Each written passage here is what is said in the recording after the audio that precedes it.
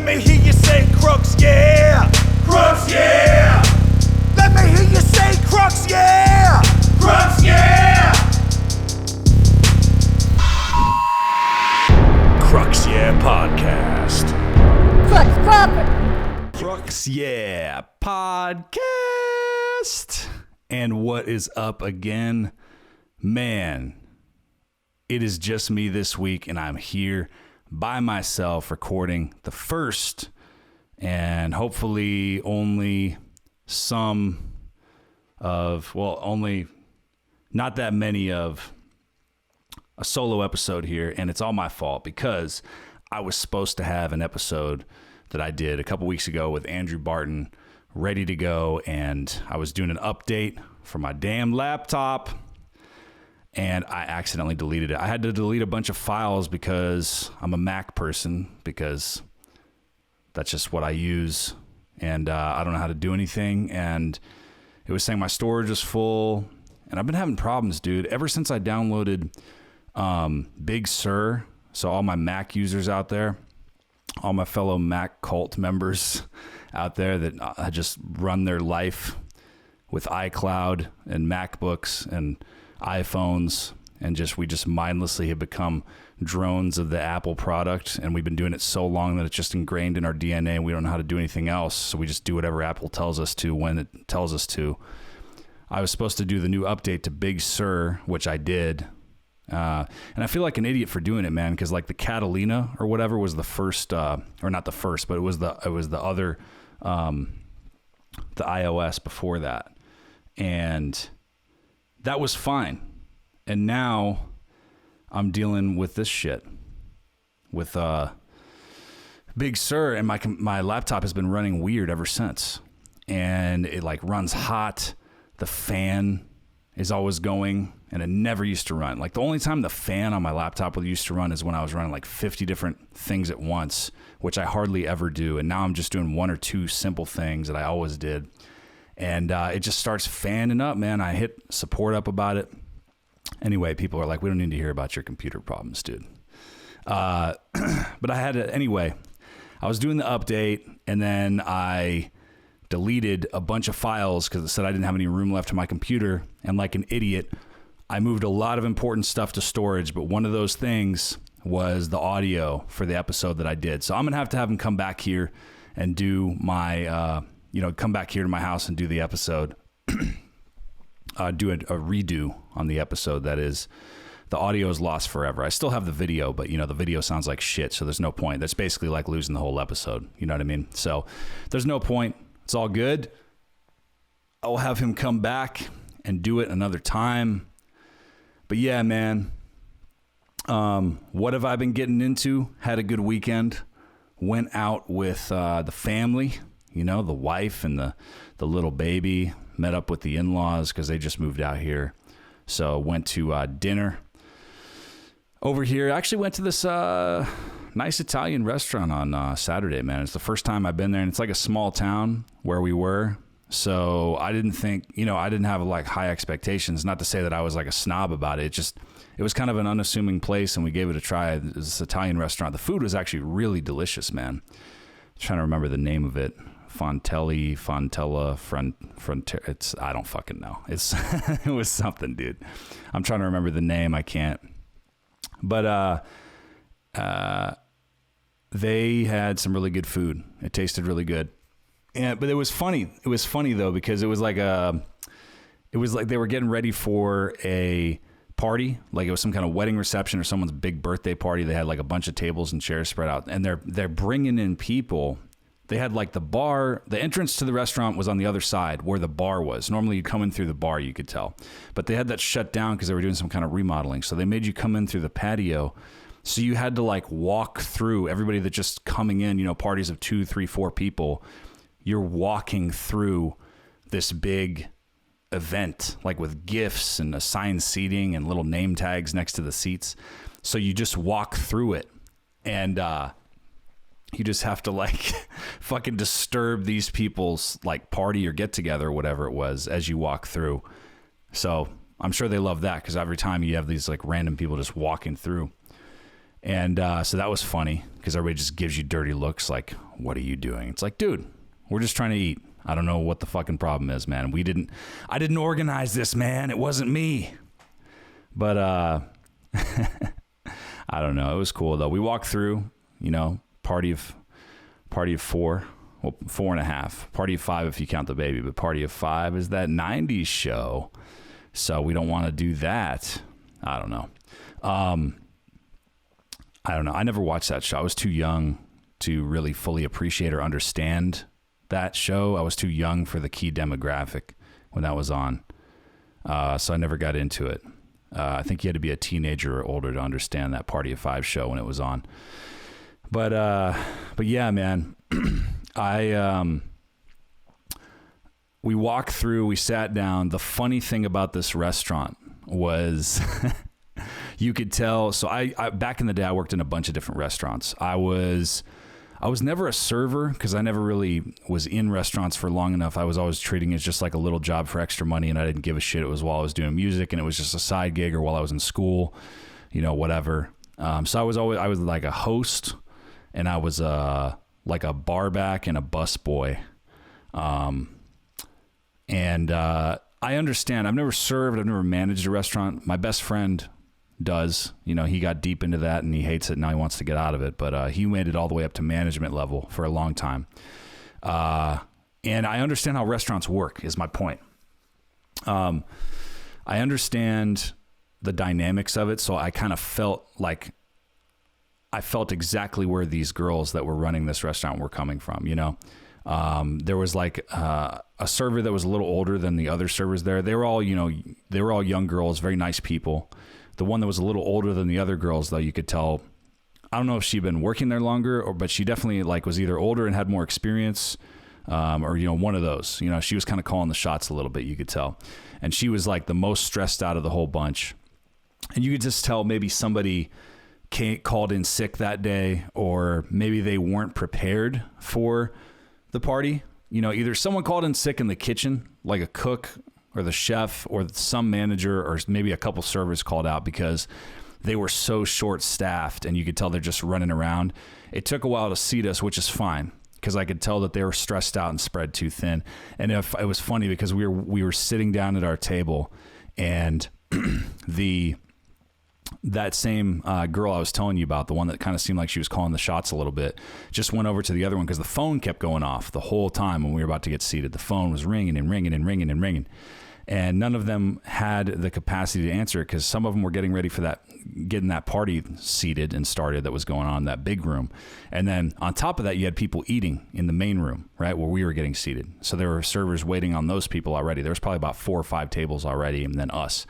So she just looks over at the younger server, this girl that was calling the shots, and says, just stop answering the phone. Just stop it. And dude, when a restaurant stops answering the phone, or they tell people just forget it, just don't even answer the phone anymore, that it's just chaos, man. They're just turn down business. We don't care. We can't take reservations. We're done answering questions. And I've been there, dude. I've been there so many times with jobs I've had, especially in restaurant industry. It's just you're spread so thin. It's so high stress. You're trying to cater to everybody's needs. People are so fucking needy. Customers are needy. I've been a needy customer myself before, not to the degree that I've seen though, working in restaurants. I've seen, man, my time working in restaurants, I've seen people just bitch and complain about shit that is unthinkable to me, man. Shit that's unthinkable that I would never think to even whine about or even be pissed off at. I don't know. Maybe it's just because I've actually worked there and a lot of people haven't, but not a lot of people, a lot of people have, sure. But, some people, maybe those people that complain so much just have not ever had a customer service, customer facing job, or haven't worked in a restaurant before. But man, dude, people in restaurants, customers can suck so bad, dude. The unrealistic expectations of people can blow you away. So my point is, my heart went out to these girls that were working this room, man, working this restaurant, because they were up against a lot. You could tell they were spread thin. But we sat down, we had a good meal. Everything was really great. They had they did a fusion thing with a couple of dishes they had. They had this, I did not want to try it because I was so fucking hungry, and I went with what I knew. So I just got, some pasta, some pesto pasta with like meat. I think it was sausage, because I was like super hungry. I'd worked out in the morning, and I desperately needed like a big dinner. So I didn't want to take a chance with something small or something weird. But if I go back there again, I definitely want to try it. They had a spaghetti pad thai. So they were doing like an Italian Thai fusion thing. It was pretty cool. And they had a description there. Server said it was really good, because I asked her if she'd tried it. And she said that it was, but it was a little light. So that was the nail in the coffin right there. I was like, nope, definitely not doing that, because I do not want to take any chances, dude. I needed to carb up and protein up big time. So didn't want to hang around with that. Had to go with that. But if I come back there, I'm going to try that, man. It was like shrimp, like the pad thai. It seemed interesting. It was like a spaghetti with like a Thai twist, which you don't see a lot. So I definitely want to try that. Yeah, man, that was a good dinner and a good night. Came back just fucking exhausted. Having a little one is taxing, dude. And it's not even like because of what they need. Like, yeah, obviously if the baby is going crazy, or if they are, throwing a fit, or they're crying, or they're upset, or they really want something, that definitely does take energy out of you, because you got to cater to that, or you have to keep them from, killing themselves or whatever. But really what it is, I think, is more mental than physical. That's what I found out, at least, because I've been a father for almost a year.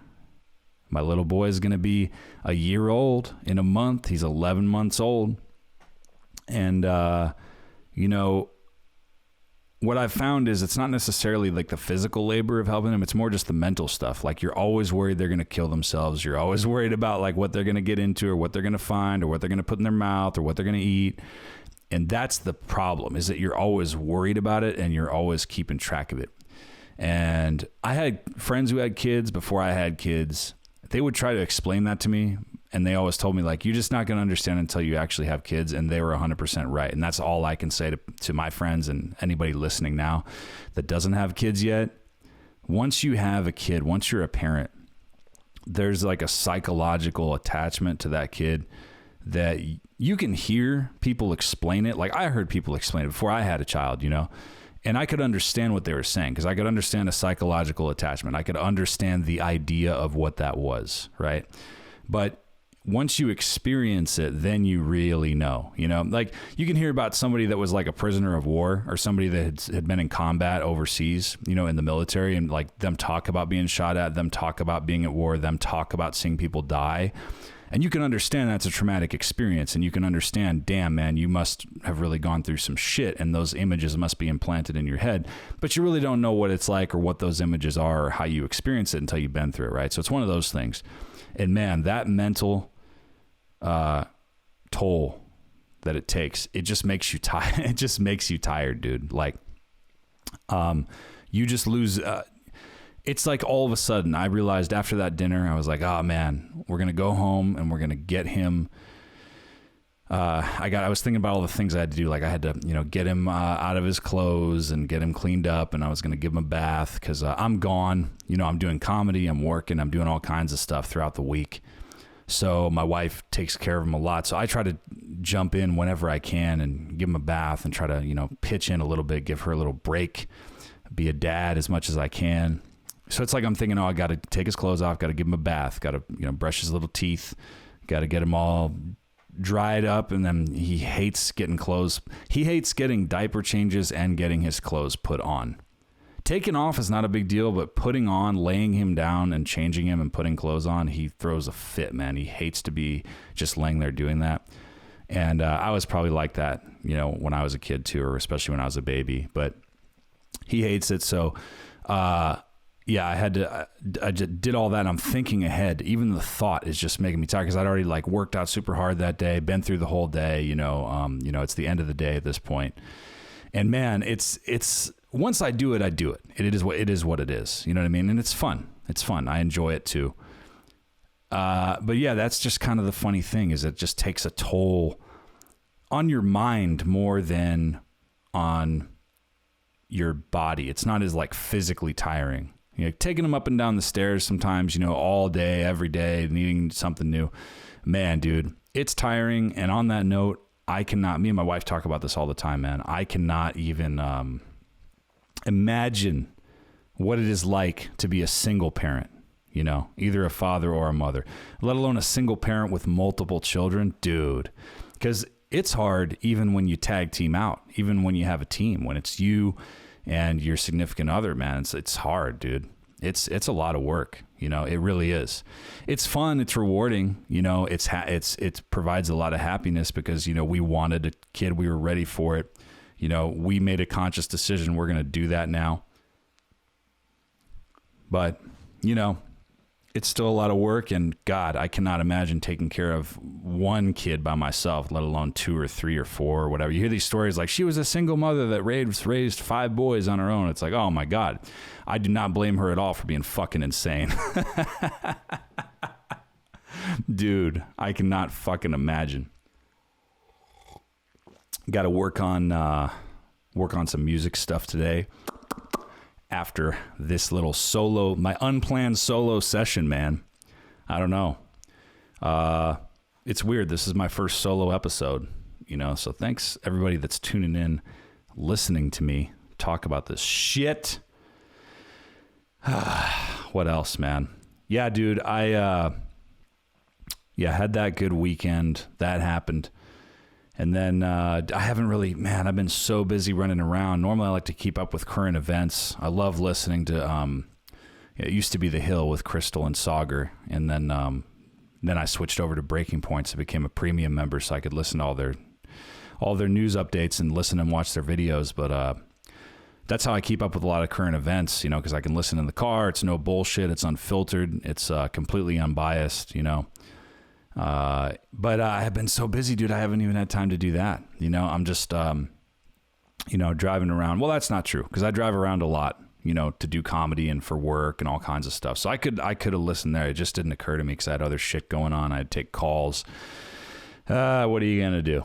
But yeah, that's normally how I keep up with current events and stuff that's going on. And you hear about the news stories that aren't normally covered by the mainstream media. I do not watch cable news. I never really have. And I certainly haven't for years and years because it's absolute filtered, recycled, sub-sponsored garbage that is just has an agenda.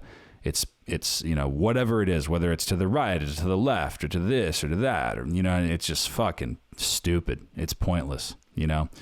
It's mindless drivel, you know. I think, you know, as a lot of people talk about, the only way that MSNBC, you know, CNN, Fox News has a cult following of people. Well, they all have a cult following, I'd say, but their ratings have all been down now that they can't talk about Trump as much anymore because he's not in the news every day and his social media accounts are suspended. So, you know, the only thing that's keeping the lights on with those places is the fact that the airports always have those stations on, you know? It's so funny, too, because you can see the parts of the country. You can tell you can guess where you are if you just look at what news station is on at the airport. If it's MSNBC or CNN, most of the time it's CNN, you know you're in kind of a blue state. And if it's Fox News in the airport bar or airport display area or waiting area, whatever, I don't know what the fuck a display area is, but you know you're in a red state. It's so funny. It's so fucking funny that it's come to that. What news station, you know? But anyway, they do a good job, man, and they do no bullshit. Obviously, they personally have opinions, but they went completely offline, and they try to stay in the middle of the road as much as possible. And it's 2 of them, you know, they each cover stories that they like. I want to fucking have Sauger on the podcast, man. I want to try to get him. I emailed the, like the show coordinator. I don't know what the fuck his title is, so that's what I call him. I emailed him. He said he was going to do his best. You know, the podcast, by the way, couple hundred downloads already, man. And I appreciate that. The podcast, you know, we're barely at 7 episodes. This is going to be number 8. And obviously it's not out yet because I'm recording it right now. But man, 7 episodes in, total fucking new podcast, you know, everything is brand new. And you guys have been supportive. A lot of We Are the Flesh fans listening. I do appreciate that. Have not forgotten about you. Shout out to the Flesh. Yeah, man, I love it, dude. Thanks to all you followers. But yeah, it's cool, man. I already got a couple hundred downloads in the pocket. Alonzo was my guest last week, so that's cool. But yeah, man, we'll see what I can do. If he doesn't come on now, because I'm not big enough yet, I want to have him on eventually. So if I get enough people that keep listening, tell your friends, tell your family, tell your people, listen to, become a part of Crux Nation, man. Crux, yeah. You know what I mean? It's a fucking hour outside of your day. I can't tell. I've had a couple comedians, here in the Dallas-Fort Worth area talk about my my theme song, the theme song that you all hear every time you listen to the beginning and end of the podcast. And a lot of them like it, man. A lot of them are like, hey, man, I love that fucking song. I see it every time you post about your episodes and stuff, or I hear it, and, I like it. I like it, too. Shiva, who was on my, Shiva Ari, the comedian who was on my 5th episode a couple weeks ago, before we were getting started, he was like, so is that song, you don't take that song, like, seriously, do you? And I was like, fucking no, dude. I mean, it's supposed to be, like, a fun song. Like, it's kind of cool, but it's kind of corny and funny at the same time, And he was like, yeah, okay, cool. Because, like, it's kind of ridiculous, dude. Like, I didn't know if you took it seriously or not. I didn't know if that was, like, one of your hit songs or whatever. I was like, just fucking no, dude. It's part of the podcast. Like, it's fucking funny. It's supposed to be, like, ironic. Like, it's kind of funny, but it's kind of cool at the same time. The beat's decent, but yeah, dude, no. So it's fucking funny, but cool. I thought it was cool, which is why I did it. You know what I mean? And I can't control what everybody thinks about it, but I've gotten some compliments, man. Some of the comedians are like, yeah, we like that song, dude. I got it in my head all the time. So I was like, that's cool. That's fun. I just did it because I like it. I didn't really plan it. I didn't know what everybody was going to think about it, but I thought it was fucking cool. And whatever. It's my podcast, so fuck it. I guess that's what matters, But yeah, dude. Hopefully I can have that guy on. The whole idea of, doing this as it evolves, because I'm figuring out what the fuck I'm going to do. And a lot of it has to do with who I am. But yeah, man, the fucking, the fucking news cycle and everything that goes on with all that. I'm really glad I have breaking points to turn to. But I need to catch up. This week I'm going to catch up. I don't know the latest stories. Obviously I know we went back into Afghanistan and all that stuff, and I don't know. I think there's a scene in the movie in terms of like politicians and keeping it real and stuff. Like news that cover politicians and what politicians do are two different things, right? And they're both equally kind of filtered. Like they're prepped, they're controlled. You got, on the politician side, you got a campaign manager, you got a press secretary, you got personal advisors, and then you got a bunch of people that are behind the scenes, behind the curtain, that politician has either known for a long time or has gotten paired up with recently, that are telling them what to say and what to do and what the polls are and what their opinions are and stuff and all that stuff. And statistically, you try to control what you say and manage what you say based on the majority of what people want, based on what the stats are, what you're being told they are. And that's the same thing, with the news cycle, the cable news cycle. I mean, you have producers, of all different kinds, and you have handlers of all different kinds, depending on how big the news personality is. And, yeah, man, they fucking, just kind of not control, but they decide what they say based on what this team of people are telling them. And I think it's cool when you see a little bit of character break from that and you see people get real about stuff, at least as real as they can be given what they're trying to accomplish, man. Like, Michael Douglas, there's a scene in the movie Traffic from the late 90s. It was all about, the cartels and the America's war on drugs, and kind of follows the storyline of a couple DEA agents, and Michael Douglas' character was a politician that was based in like Ohio, I think. Catherine Zeta-Jones was the wife of this guy who was like this really prominent, typical thing, like the fucking rich white dude. It turns out he's like the guy behind the scenes. That's the real drug dealer that's moving a lot of weight. But he's like, takes forever to catch him, and he has a bunch of lawyers, and he goes to jail and gets busted. So it's a cycle of all these people, right, and how they interact with the drug, like the war on drugs, quote unquote, at that time, especially in the 90s, and how the cartels and all the real deal, like the actual drug trade, affected people's lives and like where it came from. It's a really great movie. If you haven't seen Traffic, check it out. There's a scene at the end, because Michael Douglas' character, he gets promoted to, be, I can't remember if he goes from state to like Washington, D.C. to handle it on a federal level, but either way, he gets put in charge of basically drug control. And he has an idea in his mind about what it's going to be like. And then he gets exposed to what the drug market is like in Mexico and how the cartels are controlling everything and the kind of money they have and stuff. And he's kind of blown away. And, his daughter goes through a bunch of drug problems and blah, blah, blah, blah, blah, blah, blah. Like the whole movie happens, right? But in the end, he has a really good, he's going to give a press conference, right? And he's supposed to kind of just tell everybody the usual politician bullshit, right? Like his agenda and his plan about how he's going to solve the drug problem and how he's going to fight the war on drugs and continue it, and how he's going to like win, quote unquote, right? And he starts off with his bullshit speech that he prepared. And he's like, I have a 5-point plan. And then he fucking kind of trails off. And then he's like, he starts off again. He's like, the war on drugs, blah, blah, blah, blah. Like he just kind of, you can tell he's really troubled because of everything that he's been exposed to and seeing it firsthand with his daughter and all this stuff and seeing the cartels firsthand. And he just kind of stops and he goes like, this is a war we can't win. This is bullshit. I don't know the answer, but we need to do something different because this shit isn't working and it's totally corrupt and it's totally broken. And that's it, and then he just fucking walks off.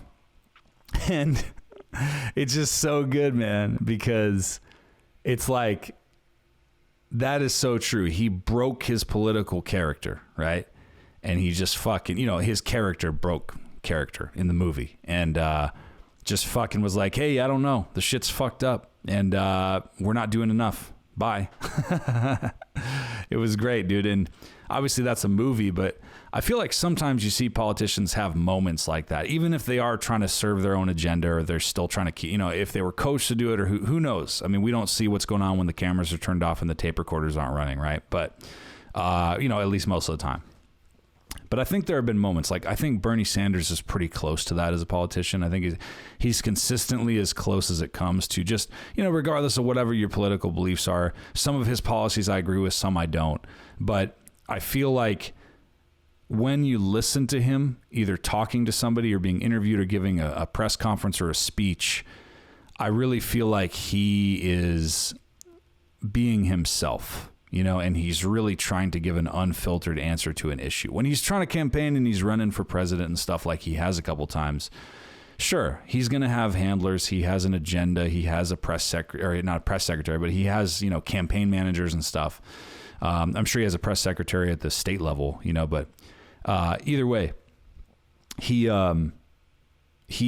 seems genuine, and there are moments that he's very genuine, like in debates and different, during different speeches and talks I've seen and clips I've seen. But I think a lot of politicians have those moments. In an interview, they asked Obama what he thought about a lot of different stuff like going on internationally. And he said, well, look, I think a lot of people, or what he thought Americans felt about a lot of different issues. And he said, and whatever, that dude's not perfect either, obviously, but he said, look, I think most Americans don't even have time to be concerned with a lot of these issues, because I think most Americans are really just trying to work hard, and they have to dedicate so much of their day to doing that and trying to provide for their families that they just want to know that everything is taken care of, on a certain level. And I think that was very true. So take, all the other shit mistakes he's made, things he said that are incorrect or untrue or whatever, which I'm sure there are tons of them, and no president is perfect by any means. I thought that was pretty good, though. That little tidbit. Did it say a lot of stuff? Did it solve anything? No. But I just thought that the genuine statement in itself was pretty cool. That he was just kind of like, yeah, I think a lot of Americans are fucking busy, dude. Because it's true, man. When you become an adult, and what I mean by an adult is, when you get to a point where you have stuff, right? When you got rent, you got a mortgage, you got a car payment, you have bills, electricity bill, utility bill, like your phone, everything, and you're taking care of that month in, month out. It gets fucking busy, dude. You know what I mean? You got to pay the bills. You have to devote time to doing something. You're working, and it's taxing, and even just taking care of shit at home, man, making sure the dishes are washed and stuff like that. And then you throw a couple kids in the mix, that makes it even more hectic, and to sit back and really pay attention to issues, it does take work. You really have to try to do that and invest time into that and energy into that. So at the end of the day, when you're taking care of all that stuff, paying taxes, doing all that good stuff, yeah, you kind of want to have someone that you trust to manage it. Was he the guy that did that to the fullest effect all the time? No, I'm just saying I thought that statement was pretty real. That was a real statement to me. At least it came off that way. Trump, at the same time, good moment of truth that he had in the debates. Once again, everybody's got an agenda. Everybody's trying to promote themselves. He's no different. But one of my favorite statements, other than him just fucking manhandling Jeb Bush, was back when he was running in the Republican primaries back in 2015, 2016. He, fucking, he had a really good rebuttal. I forget who said it. It was still it wasn't when he was up against Hillary yet in the debates. Maybe it was, or maybe he said this multiple times. Anyway, I'll get to the fucking point. What he said, and I'm sure he said it more than once, was someone got done saying something that was like your typical kind of politician statement of like, we need to do this, and I'm tired of this going on, and this has been, these people have been neglected for too long, and we got to da-da-da-da-da, and that's why on my website I have a plan to blah, blah, blah, blah, blah, like fucking. And all he did was he tuned in right after that, got on the mic and said, typical politician. Sounds good, looks good. What have they done? Nothing. They just turn around, they do nothing about it. And, once again, just a statement, but I feel like we just need more of that consistently, not in just words, but in actions for whatever politician is in power, all the way from your district and your county level, for Congress and for senators, state and federal, but you also need that on a national level too, all the way up to the presidency, man. You need that. We need more realness, more genuine, just cut all the bullshit, man. And the problem is that's only going to happen when the usual bullshit of like the usual cadence and the usual little composure and decorum of the current, political like machine of the U.S.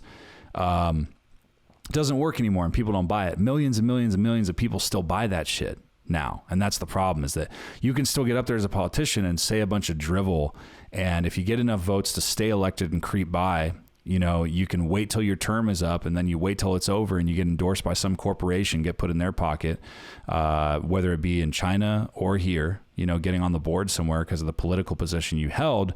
And they basically buy your political connections and prop you up and give you $1 million plus a year or whatever. Sometimes it's way more than that, to just kind of sit there until that shit doesn't work anymore and people are hip to that whole game, or until they make it illegal to do it, which I'm fully in support of, dude. If you want to be a representative, you want to do a public service of being a politician, either on a state, local level or national, on a federal level, if it's illegal for you to take any kind of job like that, or maybe you can't accept a salary over a certain amount for a certain amount of years, there's a probationary period after your term is over till you can do that. That would be amazing, because you'd filter out a lot of these fucking people that are just looking for a payout, dude, that lack sincerity. They lack any kind of drive. They lack any kind of empathy for people and trying to make things better and be a public servant that helps people in whatever you're responsible for move forward. Which is in principle what you're supposed to be able to do in our democracy as a politician. until only the people, if you filter out all those motherfuckers and you only let the people that sincerely want to do that for their community or their country get through and win elections and serve properly and not be corrupted while they're in, which I get is probably hard, then nothing's going to change. Nothing's going to change, because if you can get up there and fuck a bunch of shit up and take a bunch of political a bunch of corrupt bribes and be in people's pockets and serve, corporate interests, and what I mean by that, I don't mean business. I'm very pro business, but like when you serve when you just completely sell out and serve a corporate agenda, for a big paycheck, you are not doing what you're supposed to be doing anymore. So as long as people still, and then you can, at the end of the day, if you can turn around, just give some bullshit speech and not just fucking do like a Michael Douglas type move or be real, it's only when that's not going to work anymore that anything's going to change. Because right now you can still do that. You can still fucking just go like, oh, live, get in front of the Supreme Court. They make a big production about it, put you on camera. You're sitting there at that desk with the microphones testifying. And they're like, well, what do you think about this? And what'd you do? And these dudes that get busted for all kinds of different stuff, big banks, in the Great Recession, or, any kind of privacy violations or any kind of insider trading accusations. Anybody that's in power at that kind of white collar level, all they have to do is just go through the motions there and listen to their attorneys. And as long as people will still listen to them and trust them afterwards, nothing's going to change. This fucking turned into a political podcast real fucking quick. Oh my God, dude. But my point is, man, I think it's cool when people are real, you know what I mean?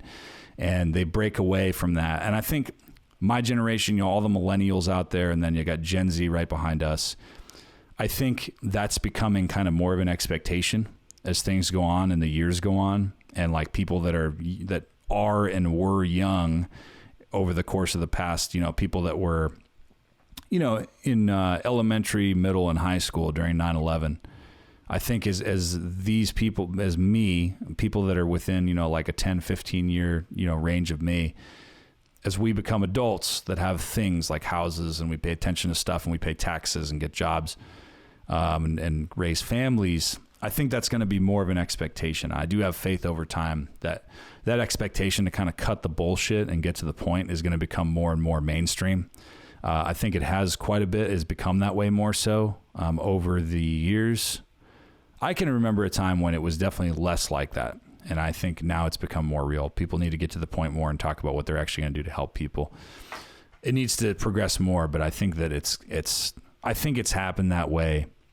It's the trend has moved in the right direction for that, at least in terms of just stop giving these speeches about how great you are and all these things that you want to accomplish, and really just get real, man. What are you really going to do? What have you really done? And what are you really going to do? And what really matters to you? Not what you think matters to a bunch of people based on a bunch of percentages and polls and calculations and advisors and managers, but what's up with you? What are you doing, dude? What are you pissed off about? What do you like? What do you dislike? And how are you going to help people with that?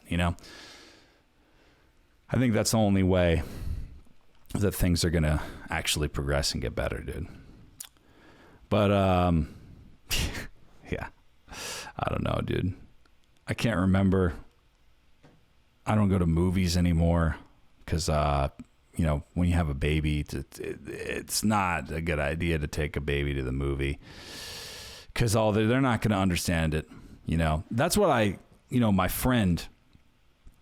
one of my best friends, he had kids before I did. He's got a 2-year-old and a 5-year-old. 5-year-old just started elementary school this month. And he was talking about how his 5-year-old has completely forgotten about all the things they did when she was like 1 and 2 and 3 years old that she used to remember a couple years ago. So like, he's like, you don't remember when I took you to Disneyland? You don't remember? And then she's like, no, I don't remember that time. So that's another thing, dude. Like I was talking to my wife about this, doing stuff with your baby. There's only sure, to have the experience as a family, if you want to have a good time, then do it. But they're not going to fucking remember it, dude. And I want to cash in on some memories with this kid. You know what I mean? Like I want to turn that around on him 10, 12 years from now. You know what I mean? When he's trying to give me lip, when he's an adolescent motherfucker, and like try to be like, hey, you remember when I took you to fucking Disney World? You remember when I took you to that restaurant you liked? Remember when we went all out for your fucking this and this and this birthday? Remember that cool Christmas present I got? Yeah. Okay. Then fucking take the trash out. Like, I want to be able to hold that shit over his head. I don't want to be able to, I don't want to do a bunch of stuff and spend a bunch of money on things he's not going to remember. Because it's like, dude, what's the point? If I can't cash in on things that you know I did for you that make me a valuable father to you so I can hold it over your head, then what's the fucking point? I feel like that's the whole point of the kid's childhood from a parent's perspective, right? Like, yes, it's rewarding and it's fun and all that happy, warm fucking shit. But at the same time, you're basically, it's like the insurance period, right? Like right now I'm over, as he gets to be like 2, 3, 4, 5, 6 years old, I'm going to be doing things for him that I can hold over his head later to get him to do what I want when he becomes a piece of shit that doesn't want to do anything and wants to defy me, which I know will happen. Once he hits, for me, it was like, maybe like 11, 12, 13 years old. Once they hit that period, that's when you want a little bit of insurance. You want a little bit of memories to kind of take control and to remember why they need to listen to you at the end of the day. You know what I mean? Because of the things you did for them. But yeah, man, he's not going to remember shit right now. I know it for a fact. And if he does, it'll be tiny little blips. It won't be any kind of like vivid memory of like, what's going on or what he did or what's happened. But dude, I want to cash in. So I'm going to fucking pick my battles, man. I'm going to do some activities with him selectively. And then when he gets to be old enough to where I know he's going to start remembering shit, then I'll start to, do more stuff with him and take him more places. Because it's all about me, man. It's all about what I'm going to do. I don't know. I feel like I'm at an open mic right now. That's what I've been doing. Like in between everything, when you're done or when you don't get as big of a laugh as you expected on something new that you're trying out, it's like, some people say like, all right, or some people transition differently, but I'm always just, and then you're just really saying like, fuck, I thought that was going to be funnier. But, you learn to fucking roll with the punches, man. I had Taco Bell last night. I got a real weird relationship with Taco Bell because I got fucking fat eating Taco Bell several years ago. There was a period in time where I just get off work every day. I had this finance job that I loved the money, and I thought I would really like the job because I knew the money was going to be so amazing. But once I started doing the job after a few months, and I did it for years, I fucking hated it, dude. So I'd just be so miserable, get off work, there was a Taco Bell right before my freeway entrance on the way to go home. So I'd hit that Taco Bell every night when I got off, man. And I probably gained a good 20, 30 pounds from me. I ate a bunch of other shit that I shouldn't have been eating too. But man, dude, I ate so much fucking Taco Bell. I guarantee you the majority of that 30 pounds that I gained was from Taco Bell for sure. Every night, the big soda, the fucking nachos, the fucking quesadillas. So then I didn't eat Taco Bell for like a year and a half. I've had a little bit of like, cravings here and there. I'll like get it on the spot sometimes. And man, I had some Taco Bell last night. I got a couple quesadillas. And man, those are good, dude. Those are fucking good. It's the quesadilla combined with the burrito. So they fucking just mash the most fucking horrible shit for you into one fucking big fucking dick of a top. It's a big dick of cheese, of fake nacho cheese, real cheese, ground beef, and some kind of fucking sauce they put on it in it too. That's really good. It's fucking horrible for you, but I had a couple. It's okay. I fucking worked out hard all weekend and before that. So it's cool.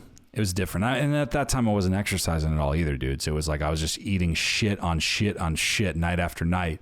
And then on top of that, not shedding any of those calories besides your normal, like walking and sitting in the car and getting up and sitting down. So that's no good, but yeah, man, I really love the fact that some people are listening to this, man, and the fact that you guys are following me and helping tell people about this podcast, man. And obviously this was fucked up because I can't believe I don't normally even do things like that, dude. I normally prepare and I normally make sure that I have another copy of something before I delete it. But hey, it is what it is at this point. I'm going to have Andrew back on. And, you know, this was a solo episode to fill the time. What I'm going to leave you with is some music shit that I got to work on, man, for We Are the Flesh. We're getting ready to release our first actual straight-up Halloween song. We have not done a specific... We've done releases around Halloween before, but we haven't done a specific Halloween song before, and that's what we're working on. We're going to release it either very end of September or very beginning of October, one of those two. And I'll leave you with the music that I'm fucking with lyrics for right now, actually. I'm going to play it. We don't know exactly what we're going to call it yet, but Andre sent me not the lyrics. He sent me the fucking song. He sent me this music he's working on. I've actually had it for a couple months. Listened to it the first time. First time I heard it, I was like, oh, this is fucking magical. I got to check it out. I fucking love it. It's got all kinds of Halloween vibes. This is pretty much 99.9% going to be the music for it.